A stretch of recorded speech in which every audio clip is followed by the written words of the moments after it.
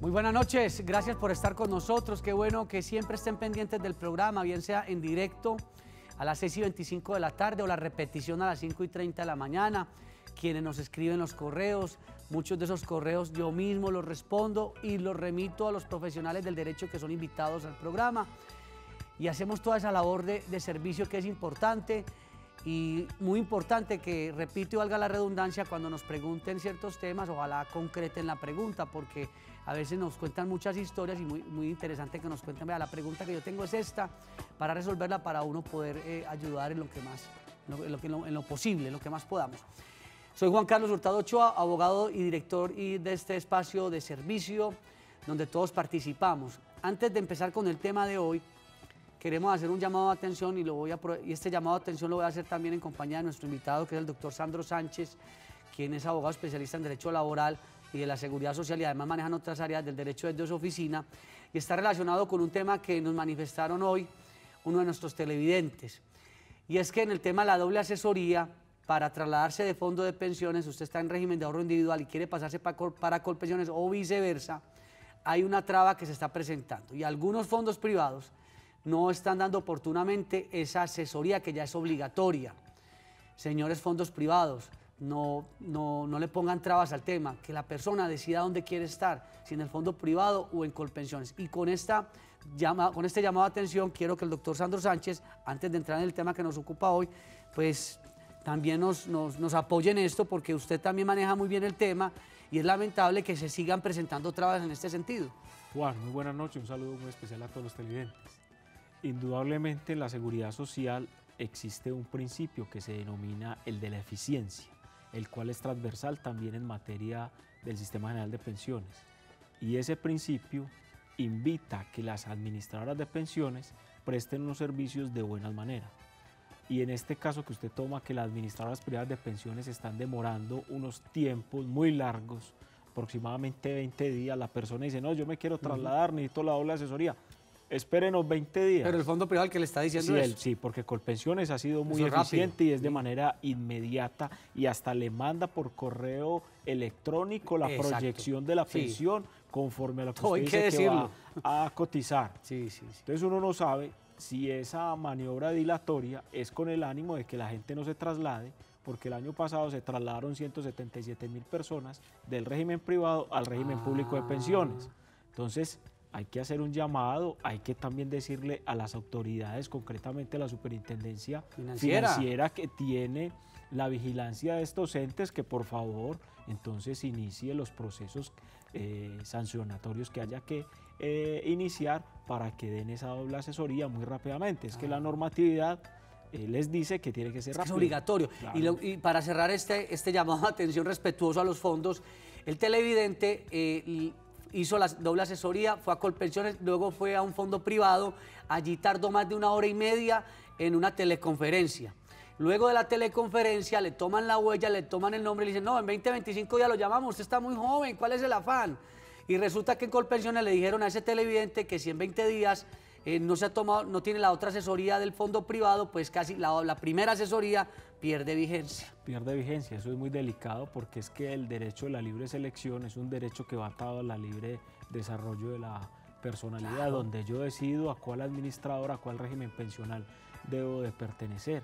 Y también el argumento de que está muy joven, no, porque es que usted joven desde ya puede ir planeando su beneficio pensional, indudablemente, y con una situación que no sabemos cuál puede ser la reforma pensional que se va a presentar en el año 2020. Correcto, o si cierran, o Dios no lo quiera, cierren el régimen de prima media. Lo marchiten o lo extingan, como es la intención de Asofondos, que es la Asociación de Administradoras Privadas de Pensiones. Bueno, cambiemos de tema porque si no nos emocionamos aquí a hablar de esto que tanto nos apasiona, porque el tema de hoy es empleadores podrían responder en accidentes laborales.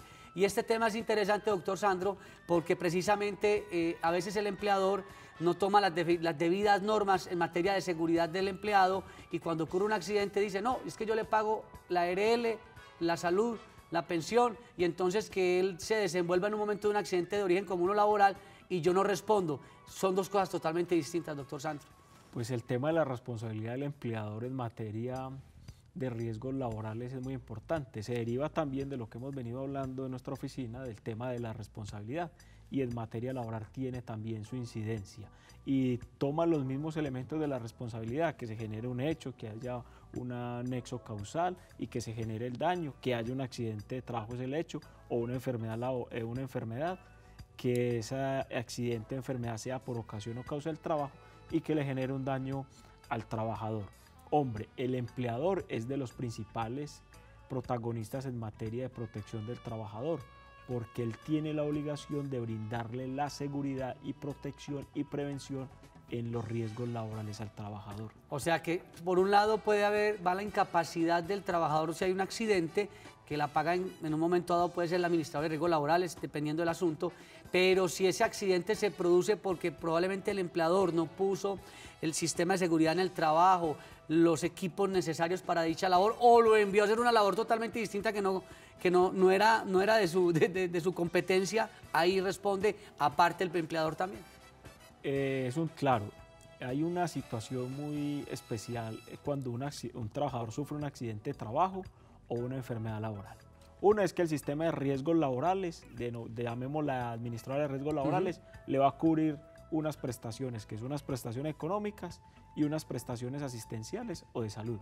Pero eso no inhibe o limita al trabajador que si ese accidente de trabajo, esa enfermedad laboral, se generó por culpa del empleador, porque este fue negligente o porque hubo una omisión o porque no implementó en debida forma los sistemas de seguridad y salud en el trabajo, porque no hubo una debida prevención para tratar de evitar ese accidente o esa enfermedad, el trabajador está legitimado para demandar también a su empleador, para reclamarle los daños y perjuicios que le han ocasionado o se le han generado a raíz de ese accidente de trabajo, de esa enfermedad laboral. Entonces, dos son situaciones muy diferentes que convergen con un mismo aspecto, que es un accidente de trabajo o una enfermedad laboral.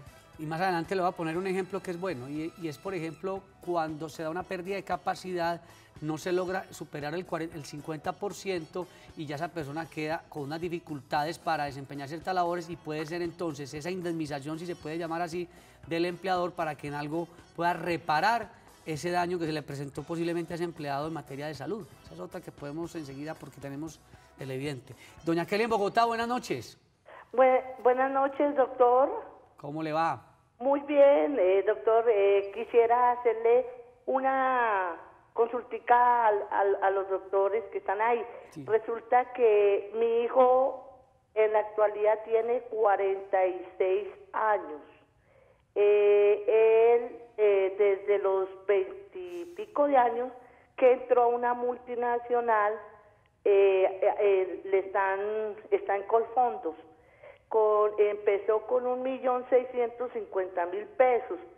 Él hizo, a raíz de que el doctor hablaba sobre la doble asesoría, consulta, sobre si se quedaba en Colfondos o se iba para Colpensiones, entonces él hizo hace como un año esa consulta a Colfondos, y allá le dijeron que él tenía 1.400 o 1.600, algo así, semanas, y que tenía un monto de casi 500 millones. Entonces, que él se podía pensionar de manera con anticipada. 1.600.000 pesos. Entonces, él pues me comenta de que le haga la consulta a los doctores, ¿qué puede hacer? Si tiene que volver a hacer otra vez la consulta a raíz de lo que ustedes están diciendo. Y eso se quedó ahí, entonces él no sé si es favorable que se pase allá o no se pase, porque pues tiene cierta cantidad ahí de dinero ya. Muchas gracias, doctor. Muchas gracias. En Bogotá, no se preocupe, doctor Sandro, ¿qué le recomienda? Bueno, no, él tiene que realizar la doble asesoría, porque no la ha realizado, exactamente. Entonces tiene que ir tanto a Colpensiones como a la administradora de pensiones a la cual está afiliado a que le hagan la doble asesoría en esas dos instituciones. Les tienen que hacer una proyección de la pensión, pero escucho pues que tiene un gran ahorro. Esa platica a mí me da para hay que mirar. ¿Que le puede ir mejor en Colpensiones o qué?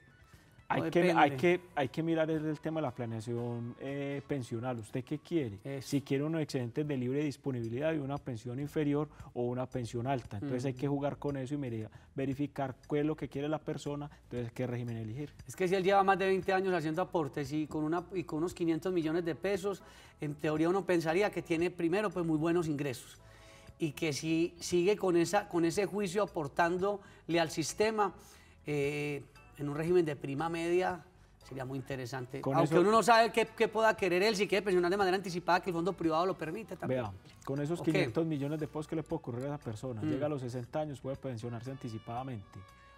Hoy le darían aproximadamente una pensión de 1.100.000 pesos, pero le devolvería unos excedentes de capital de aproximadamente 300 millones de pesos.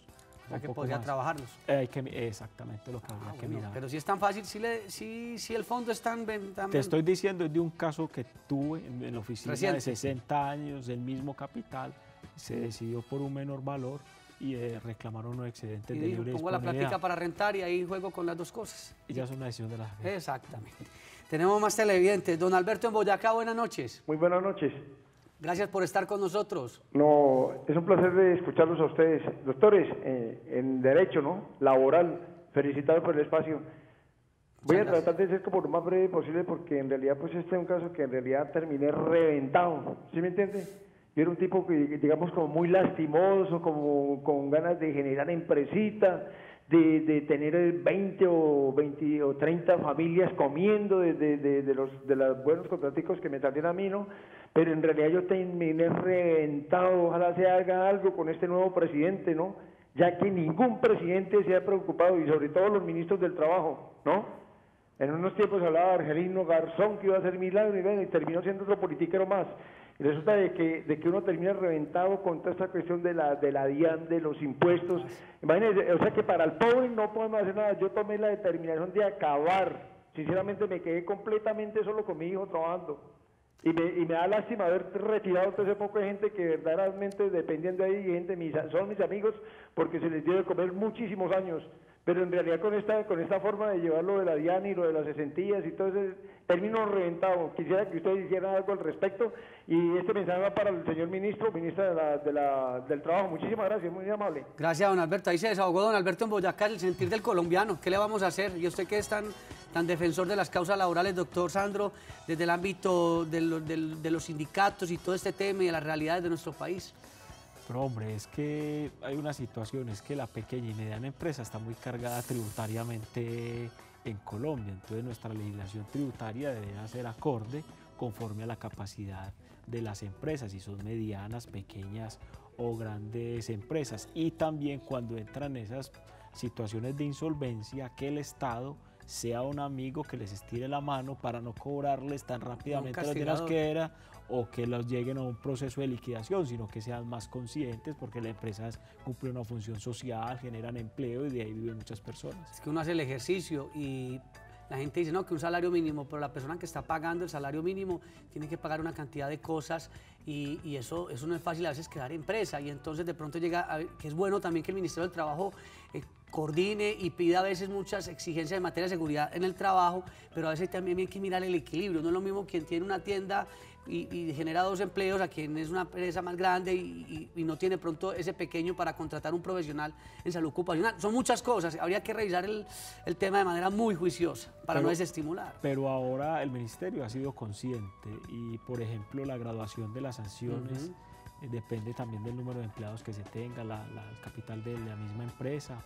Recientemente, la semana pasada, salió una resolución donde se establecen los mínimos del sistema de seguridad y salud en el trabajo, y depende de la empresa, del número de trabajadores. Eso es bueno, es que mira las realidades, porque si hablamos de UGPP, Unidad de Gestión y Parafiscales, está buscando que todo el mundo aporte a la seguridad social, pero hay unos casos que eso es de otro tema, es que aquí hay tantas cosas por mencionar.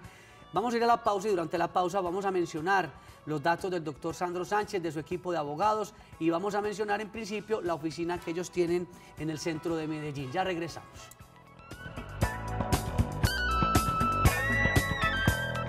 Bueno, y para visitar las oficinas del doctor Sandro Sánchez y Sergio Sánchez, abogados especialistas en Derecho Laboral, Civil, Comercial, Familia y Derecho Administrativo, en el centro de Medellín, calle 49, número 5021, oficina 2507, edificio del Café, teléfono 512-6355. También está la oficina del Poblado. La oficina del Poblado está en la calle 1A Sur, número 43A25, edificio Colmena, primer piso, teléfono 266-0520. Y la oficina del Centro Comercial Los Sauces está ubicada en la carrera 65, número 49B, 21 local 104, Centro Comercial Los Sauces, teléfono 260-9341. Y entonces ahí está todo el equipo de abogados, el doctor Sandro Sánchez, el doctor Sergio, hay otros abogados atendiendo en estas 3 oficinas, todos los temas laborales, de pensiones, derecho administrativo, responsabilidad en seguro. Aquí está el doctor Sergio Sánchez hablando sobre el tema de responsabilidad en seguros, que es bien importante, y en ese orden de ideas, pues ahí está todos los datos, los televidentes que cada rato nos preguntan, ¿y dónde llamo? ¿Dónde pregunto? ¿Dónde están ubicadas las oficinas? Las redes sociales, ahí las están viendo en pantalla, Facebook, Twitter, Instagram, mejor dicho. Pregunten por lo que no vean, como decimos en Antioquia, ahí están también los datos, la línea de WhatsApp, 305-322-1113.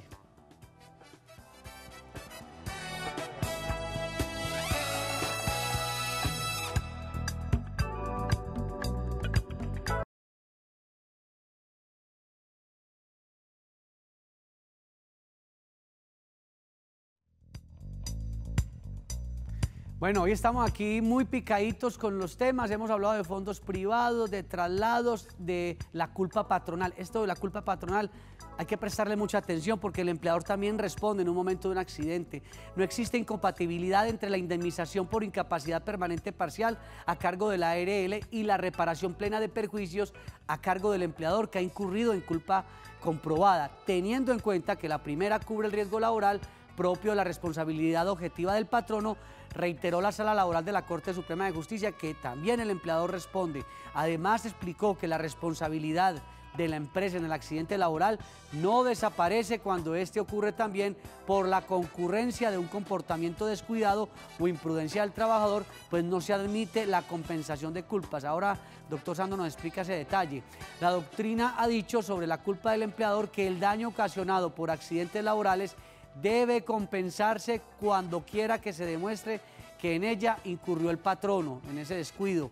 En ese sentido, se ha establecido la necesidad de determinar que la conducta del empleador fue negligente, omisiva o descuidada al punto que se hace merecedor del pago de la indemnización. Y finalmente, de esta forma, el empleador debe responder por los accidentes de trabajo o las enfermedades profesionales que causen sus dependientes. Doctor Sandro, comentario para irnos con televidente. Me quiero detener aquí en ese punto.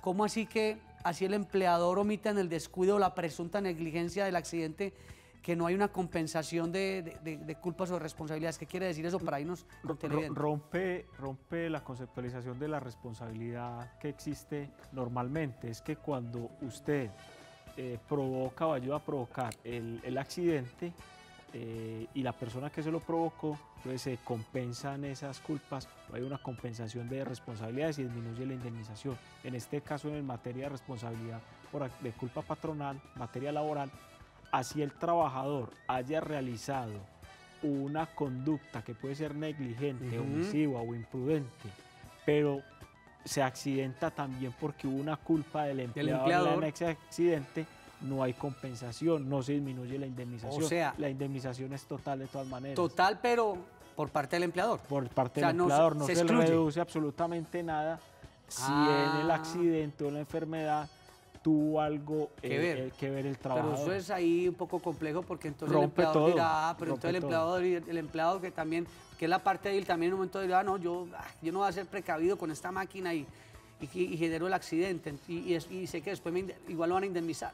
Rompe totalmente el esquema de la responsabilidad, claro. Eso así lo ha definido, por ejemplo, de mucho tiempo la Corte Suprema de Justicia, Sala de Casación Laboral. Ahí es un problema para los empleadores. Don Guillermo en Bucaramanga, buenas noches. Sí, muy buenas noches, doctor, ¿cómo está? Muy bien, gracias. Nuestras más sinceras felicitaciones por el programa tan importante que ustedes han manejado. Soy adicto al programa de ustedes desde mucho tiempo atrás. Mi pregunta es la siguiente, doctor. Cuando un trabajador sale de su empresa, de su jornada laboral, se accidenta esta persona, pero resulta que es beneficiario de una EPS. no está vinculado en la empresa. Es como teniendo como un contrato como prestador de servicios indirecto, a mi modo de entender. Si estoy errado, me disculpan, en la pregunta es, cuando esta persona se accidenta, digamos dentro de un sistema masivo, llame de los servicios articulados, cae, tiene una fractura, pero como le vuelvo y le reitero, salió de la empresa, ya para conducirse a su destino de residencia en descanso. ¿Qué pasa ahí? En este orden de ideas, ¿quién queda respondiendo? ¿Quién responde? Oiga, ¿Y la misma empresa o el sistema bueno, o la aseguradora o el empleador a quien le presta servicios? ¿Cuál es el paso a seguir, doctor? Don Guillermo nos tiró una pregunta de academia con responsabilidad civil, culpa patronal, de todo. Pero mire, lo que hay que definir es el accidente en el itinerario, en el trayecto, el que sufre el trabajador desde el momento en que se desplaza de su casa al sitio de trabajo y viceversa, pero siempre y cuando el transporte sea suministrado por el empleador. En este caso no hay ningún suministro de transporte por el empleador porque está diciendo que está yendo a un articulado, algo, sistema masivo, y se fracturó. Ahí estamos en presencia de lo que habló mi hermano en el programa pasado, de una responsabilidad del transportador. Porque contrato de transporte. Contrato de transporte porque ese señor pagó un pasaje en un sistema masivo, se subió, ese bus se accidentó y generaron unos daños, entonces tiene que responder esa empresa de transporte. Pero si es, entonces pongámosle otro escenario. Si el contrato, si el transporte es suministrado por el empleador contrata unos buses de manera directa o de manera indirecta para trasladar, transportar a sus trabajadores y a los contratistas, y se accidenta, es un típico accidente de trabajo, y en ese evento entra a responder la administradora de riesgos laborales. Claro. No estamos en presencia de un contrato. A mí este tema me gusta y se está acabando el tiempo, pero me gustan los ejemplos, porque con los ejemplos aprendemos todos. Y entonces ese empleador contrató el bus para llevarse a los trabajadores para un partido de fútbol en Cartagena. Si están actuando por cuenta y representación, es un accidente de trabajo. Ese empleador, si es precavido, le informa a la ARL lo que va a ocurrir para que esté protegidos los trabajadores en materia de riesgos laborales. Esos trabajadores estaban en el partido de fútbol representando a la empresa en Cartagena y ahí hubo un accidente. Accidente de trabajo. También. Así estuvieran desempeñando una actividad deportiva. Porque están en una actividad recreativa, cultural, que ha sido patrocinada por el empleador y están en cuenta y representación del empleador. Vamos a traer un programa, doctor Sandro, con ejemplos de en qué caso está esa línea delgada de la responsabilidad civil, del contrato de transporte, de la responsabilidad de la culpa patronal. Muchas gracias, doctor Sandro, por acompañarnos. A ustedes ha sido un placer, y recuerde que en estos temas de responsabilidad del empleador es indudablemente necesario demandarlos. Claro que sí. Estuvo también con ustedes en la dirección y presentación de este espacio de servicio jurídico Juan Carlos Hurtado Ochoa. No se vayan porque ya viene la emisión central de Teleantioquia Noticias, y además que Teleantioquia está nominado, 14 nominaciones en los premios India Catalina. ¿Cómo les parece? Saludos a todos, feliz noche.